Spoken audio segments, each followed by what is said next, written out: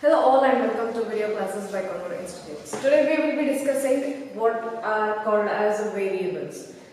We have already discussed about this in our previous classes, but now what we are discussing about this variable is similar but quite different. Okay, so when we have a raw data, we have the raw data with which we have received the numbers, right? We have collected the numbers, and these variables have been broadly divided into two parts or two categories. One is the continuous and the second one is the discrete. So what this continuous variable means? See, we have received the data, the raw data, right?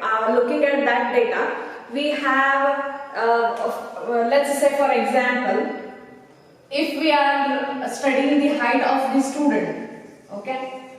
So height of the student, it may be in between 180 centimeters to 190 centimeters. So this continuous variable can be integral values, it can also be a fractional values, and it can also be a non-exact fractional values also. So see, this data what we have from 180 centimeters 190 centimeters, it can go along, right? But when we are talking about this continuous data, there can also be 180.5 and 121.68 centimeters.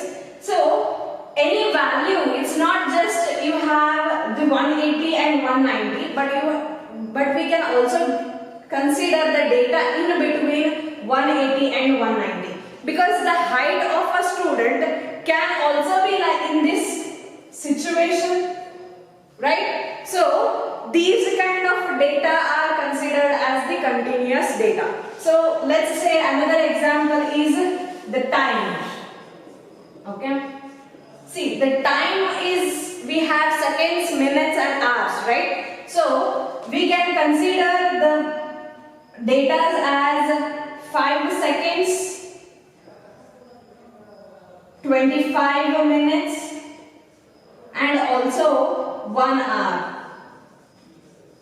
Okay,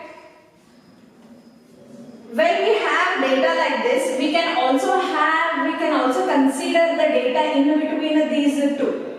Okay, let's say 1.56 1 minute and 56 second, and we can also say that 59 minutes as further, right? So these kind of data comes under the continuous variable. So we have again the weight of the student or maybe income of an employee.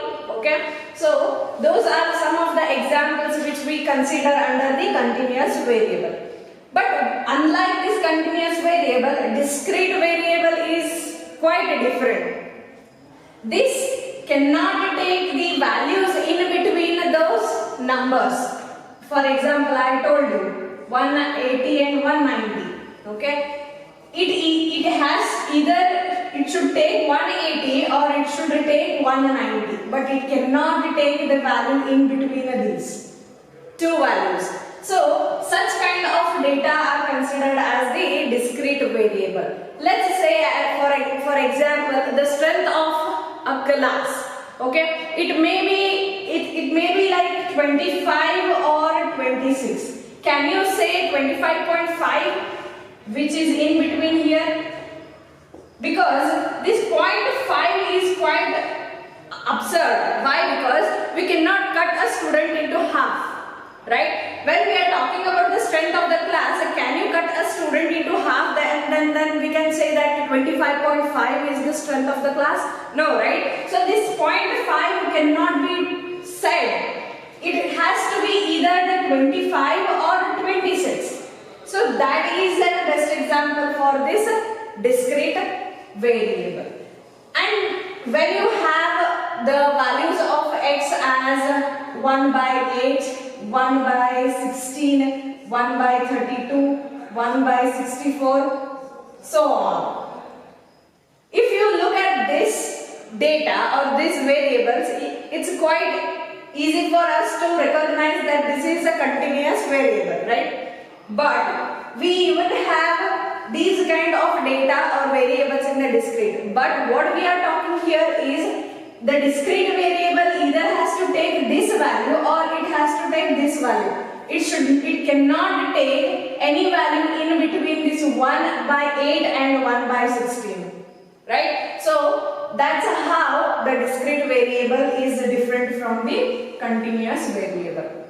So these are the two differentiations when we talk about these variables. If we understand these two variables, one is the continuous and the discrete variable, it becomes very easy for us to understand what kind of variable or what kind of data we have in our hand. So this is it for today's class, and in the next class we will look into more on what is the frequency distribution. See you all in the next video class.